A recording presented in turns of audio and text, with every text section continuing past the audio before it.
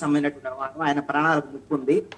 మాకు భద్రత కల్పించాలి అనేటువంటి దాని మీద ఆల్రెడీ మేము విజ్ఞప్తి చేస్తున్నామని అప్డేట్ చెప్పారు. అంటే నిన్న రాప్తాడుకు సంబంధించినటువంటి అక్కడ హెలికాప్టర్ దెబ్బతిన్నది, అసలు హత్య కుట్ర జరిగింది అనేటువంటి అంశాన్ని మళ్ళీ కేంద్ర ప్రభుత్వం దగ్గరకు తీసుకెళ్లి, బహుశా నేను అనుకుంటాను చంద్రబాబు నాయుడు తరహాలో Z plus category, black cat commandos ఇలాంటి ఏమన్నా మరి వైఎస్ఆర్ కాంగ్రెస్ పార్టీ జగన్మోహన్ రెడ్డి కోరుకుంటున్నారేమో నాకు అనిపిస్తుంది.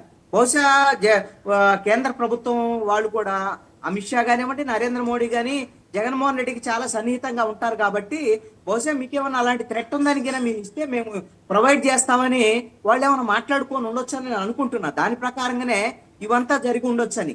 అక్కడ నాకు తెలిసి అయితే ఆయనకు హత్య కుట్రో లేకపోతే ఇంకొక సెక్యూరిటీకి సంబంధించినటువంటి ఆస్పెక్ట్ లో ఏమీ జరిగినట్టుగా కనపడటం లేదు. అంతా క్లియర్ కట్ గా ఉంది. తిరిగి వెళ్ళేటప్పుడు రోడ్డు మార్గంలో వెళ్తానని ముందస్తు సమాచారం ఇచ్చారు జగన్మోహన్ రెడ్డి పోలీసులకు అక్కడ. ఇది అధికారికమైనటువంటి ప్రకటన అండి, దీంట్లో ఏమీ లేదు.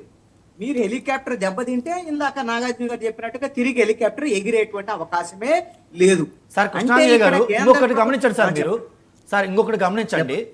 పోలీసులకి ముందే సమాచారం ఉంది, అది వన్ వే, హెలికాప్టర్ దిగిన తర్వాత రోడ్డు ప్రయాణంలో వెళ్తారని. ఇప్పుడు ఆ హెలికాప్టర్ దగ్గర అంత జన సమీకరణ చేయాల్సిన అవసరం ఏంటి సార్? కుట్రక్రమం లేకపోతే అంటే సమీకరణ అనేది ఏమంటే నాగార్జున గారు ఇక్కడ ఒక అంశము, సమీకరణ అనేది మేము చేయలేదు, వాళ్ళంతటా వాళ్ళు వచ్చారు, దాన్ని అదుపు చేయాల్సింది పోలీసులు అని చెప్తారు. ఇది మనము ఊరికే వైసీపీ వాళ్ళని ఒక వాదన చేయటం, వాళ్ళ మీద ఒక ఆరోపణ చేయడం, వాళ్ళ సమాధానం కావాలని ఇక్కడ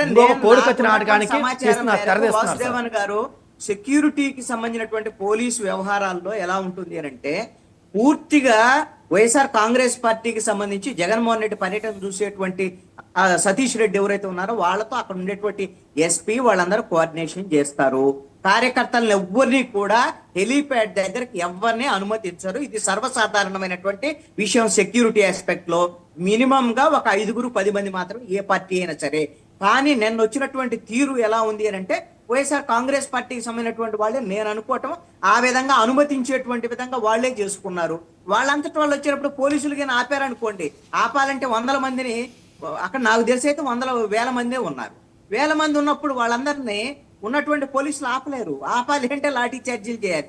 ఒకవేళ అలాంటి ఆపేటువంటి ప్రయత్నం చేశారనుకోండి, పోలీసులు అడ్డుకున్నారు, లాఠీ చార్జ్ చేశారు, పోలీసులు జగన్మోహన్ రెడ్డి పర్యటనకు వ్యతిరేకంగా వ్యవహరిస్తున్నారు అని వైఎస్ఆర్ కాంగ్రెస్ పార్టీ ఆరోపణ చేస్తుంది అనేటువంటిది మాత్రం ఇక్కడ ఖచ్చితంగా కనపడుతుంది. ఈ విధంగా కార్యకర్తలను మేము పిలవలేదు అంటారు, వాళ్ళంతటా వాళ్ళే వచ్చారని చెప్తారు చిన్నప్ప రెడ్డి గారు చెప్పినట్టు. నాకు తెలిసి పోలీసులు వైఫల్యం లేదు, అక్కడ భద్రతా వైఫల్యాలు లేవు, ఏ విధమైనటువంటి ఇబ్బంది కలగలేదు. ఒకవేళ సునీత చెప్పినట్టుగా రాప్తాడు ఆవిడ చెప్పారు కదా మేము దిగనేమో అది అని, అక్కడికి ఎవరు వచ్చి దిగనేయకుండా అడ్డుకునేటువంటి తెలుగుదేశం వాళ్ళు కూడా రాలే. ఎవరు ఇప్పుడు ఈ రోజున సాక్షిలో రాశారు, మొత్తం తెలుగుదేశం కార్యకర్తలట వచ్చి అక్కడికి మొత్తం ఆక్రమించేశారట హెలీప్యాడ్ దగ్గర. మొత్తానికి తెలుగుదేశం కార్యకర్తలు వస్తే అక్కడ ఘర్షణ, ఎంత ఘర్షణ ఉంటది? వచ్చిన వాళ్ళందరూ వైఎస్ఆర్ కాంగ్రెస్ పార్టీ మా జగన్మోహన్ రెడ్డి కోసం వచ్చారని మీరే చెప్తుంటారు. సాక్షులు ఏం రాసుకున్నారు? తెలుగుదేశం వాళ్ళు వచ్చి అక్కడ మొత్తము దాన్ని దెబ్బతీసేటువంటి ఏదో హెలికాప్టర్ దెబ్బ మొత్తం దాన్ని పాడు చేసేటువంటి విధంగా వ్యవహరించారని వాళ్ళు వార్తలు. ఇది సరైనటువంటి ధోరణి కదా. ఎందుకంటే వైఎస్ఆర్ కాంగ్రెస్ పార్టీ కానీ జగన్మోహన్ రెడ్డి కానీ ఉండండి, చాలా కొన్ని నేలబారు విమర్శలు చేయటం వల్ల అతని గౌరవం తగ్గేటువంటి విధంగా వ్యవహరిస్తున్నారు అని అనిపిస్తుందని. జగన్మోహన్ రెడ్డికి ముఖ్యమంత్రిగా పరిపాలించేటువంటి అర్హత లేదని ప్రజలు తీర్పిచ్చారు. ప్రతిపక్ష నేతగా కూడా పనికిరాడనేటువంటి విధంగా వ్యవహరిస్తే మాత్రం భవిష్యత్తులో జగన్మోహన్ రెడ్డి ఇమేజ్ కి మరింత డ్యామేజ్ అయ్యేటువంటి అవకాశం ఉండొచ్చు అని నేను అనుకుంటున్నాను. రైట్, ఒకసారి రఫీ గారి దగ్గరికి వెళ్దామండి. రఫీ గారు, ఈ అంశం పక్కన పెడితే కడపలో ఏంటండి ఆ భూమిరెడ్డి రామ్ గోపాల్ రెడ్డి గారు ఎమ్మెల్సీ గారు బీటెక్ రవి గారు అనుచరుడే ఒకప్పుడు. వాళ్ళిద్దరూ అక్కడ మైనింగ్ ఆ కాంట్రాక్టుల దగ్గర గొడవపడి మీ పార్టీ పరువుని కడప రోడ్ల మీద పెట్టేశారని చెప్పేసి, అది కూడా ఇన్ఛార్జి మంత్రి సవిత గారి సమక్షంలో. ఎందుకని మీరు ఈ బ్యాలెన్స్ చేసుకోలేకపోతున్నారు? పొద్దున్న లేస్తే మీకు కంట్లో నలుసు కొలికిపూడి, చెవిలో జోరిగా వర్మ, ఇక పంటి కింద రాయిలాగా ఇప్పుడు ఈయన భీమిరెడ్డి రామ్ గోపాల్ రెడ్డి తయారయ్యాడు. ఎందుకని ఎక్కడో ఎంతో క్రమశిక్షణ గల పార్టీలో రోజుకో ఇష్యూ, మీ నాయకుడు ఏంటంటే వారానికి ఒకసారి కన్నెర చేసి ఆగ్రహిస్తారు, అయిపోతుంది. ఓ ముగ్గురితో కమిటీ వేస్తారు, ఆ రిపోర్ట్ ఏమైందో ఎవరికి తెలియదు. క్రమశిక్షణ చర్యలు లేవు. ఇది ఇప్పటిది కాదు, దాదాపుగా 3 నెలలుగా వీళ్ళిద్దరి మధ్య గొడవ జరుగుతుంది, బీటెక్ రవికిను భూమిరెడ్డి రామ్ గోపాల్ రెడ్డికి. వాళ్ళిద్దరు కూడా తెలుగుదేశం పార్టీ నాయకులే, ఆధిపత్య పోరు జరుగుతుంది.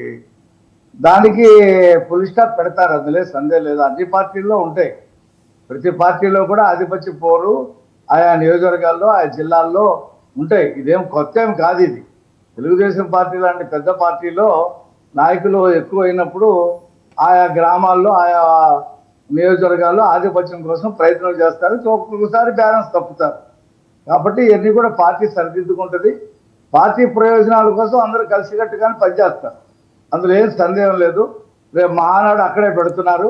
క్రమశిక్షణగా ఇద్దరు నాయకులు ఆ మహానాడిని విజయవంతం చేయడానికి కృషి చేస్తారు, అందులో ఏం సందేహం. ఏదైనా చిన్న చిన్న ఘర్షణలు ఉంటే వాటిని సరిచేసేటువంటి ప్రయత్నం చేస్తాం, అందులో ఏం ప్రాబ్లం లేదు. ఇప్పుడు కొలుకుపూడి 48 గంటల్లో రాజీనామా చేస్తానని చెప్పి అల్టిమేటం ఇచ్చాడు. వారం 48 గంటలు దాటిపోయి 14 రోజులు అయింది.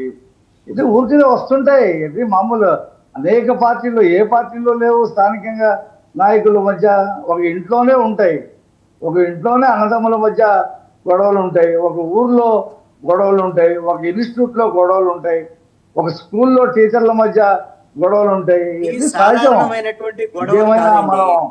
మనం వాటాలకు ఇదేమైనా సంబంధించినటువంటి గొడవలు, మిలిటరీనా? వాటాల పంపిణీలో వచ్చిన గొడవలు, కృష్ణాంజలి గారు చెప్తున్నారు వినండి. గొడవలు అండి. సాధారణ ఆధిపత్య పోరాటాలు అయితే ఎవరికి ఇబ్బంది లేదు, కానీ వాటాల పంపిణీలో గొడవలు ఇప్పుడు ఒక కడపే ఉంటాయి, కాదండి. ఉండొచ్చు, వైపు ఉండొచ్చు, ఆదోని, సంపాదనలో అదే విధంగా ఉండొచ్చు. ఇదే కర్నూలు, ఉండొచ్చంటే మిలిటరీ మీరు కాదు కదా, ఒప్పుకున్నారు ఇక్కడ.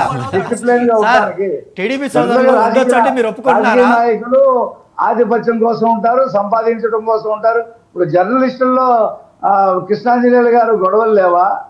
జర్నలిస్టులు ఒక పత్రికలోనో ఒక సంస్థలో పనిచేసేటప్పుడు వాళ్ళ మధ్య గొడవలు ఇక్కడ రావా?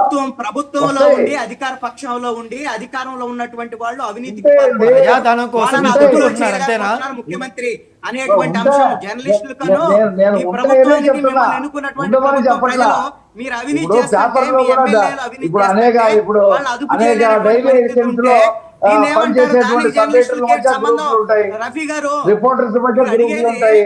మీకు అడిగేది ఏంటి? ప్రభుత్వం చంద్రబాబు నాయుడు ముఖ్యమంత్రి, మీ ఎమ్మెల్యేలందరూ అవును, కూడా ఏమైంది ఇప్పుడు? వాటాల కోసం అవినీతిలో వాళ్ళిద్దరు గొడవ పడితే కొట్లాడుకుంటున్నారు. ప్రభుత్వానికి ఏమైంది? ఇప్పుడు ప్రజలు అడుగుతున్నటువంటి అంశం వాళ్ళిద్దరు దాన్ని మీరు గొడవ వదిలిపెట్టి పడితే జర్నలిస్టులు పార్టీకి అది ఇది ఏమైంది? చెప్తారంటే సర్దుతాం, సర్ది వాళ్ళ అదే మధ్య ఏం సర్దుతారు? సరే, ఎట్లా వాటాలు షేర్ చేస్తారా? ఒక నిమిషం. వాటాలు సర్దుతారా అంటాను.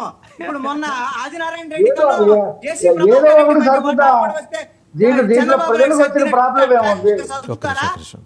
బీటెక్ రవికను రామ్ గోపాల్ రెడ్డి మధ్య ఉన్నటువంటి వాటాలు సర్దుతారా? లేకపోతే పార్థ సారథి అని ఆదోనిలో ఉండేటువంటి వాటాలకు సంబంధించినటువంటి వ్యవహారమా? లేకపోతే కర్నూలులో సంబంధించినటువంటి వాటాల వ్యవహారమా? ఇవన్నీ మీరు కొత్తగా తెలుగుదేశం పార్టీలోనే చూస్తున్నారా, లేకపోతే మీ 30 సంవత్సరాల రాజకీయ జీవితంలో కాంగ్రెస్ పార్టీలో చూడలేదా, లేకపోతే వైఎస్ఆర్ సిపిలో చూడలేదా? కమ్యూనిస్ట్ పార్టీలోనే గొడవలు వచ్చి చీలిపోయినటువంటి సందర్భాలు అనేకమైనవి జరిగింది కదా దేశవ్యాప్తంగా. ఎన్ని ఉంటాయి, ఎన్ని చూశారు కదా మీరు. ఒక జర్నలిస్ట్ గా మీరు అనేకమైనటువంటి వ్యవహారాలు చూశారు. ఇదేదో కొత్తగా వచ్చింది, ఇదేదో కొంప మునిగిపోతుంది అనేటువంటి పద్ధతిలో మాట్లాడతారేంటి? సో అది ఓకే. ప్రతి ఇన్స్టిట్యూట్లో ఓకే, కృష్ణాంజనేయులు గారు ఆయన కన్ఫెస్ చేశారు. కృష్ణాంజనేయులు గారు ఇది కొత్త విషయం కాదని చెప్తున్నారు రఫీ గారు. అదే కృష్ణాంజనేయులు గారు ఆయన కన్ఫెస్ చేశారు. రఫీ గారు కన్ఫెస్ చేశారు ఏంటంటే అవినీతి వాటాల గొడవ జరుగుతూనే ఉంటుంది, మామూలే కదా, సో ఇదేం కొత్త కాదని. మరి మీ ముఖ్యమంత్రి చంద్రబాబు నాయుడు ఏం చేస్తున్నారు? చూద్దాం, అంటే మహానాడు లోపల ఆ పంచాయతీ ఏమైనా తేలుతుందేమో. ఏం చేస్తున్నారో చూస్తారు కదా మీరే. ఏం చేస్తాడో చూస్తారు కదా.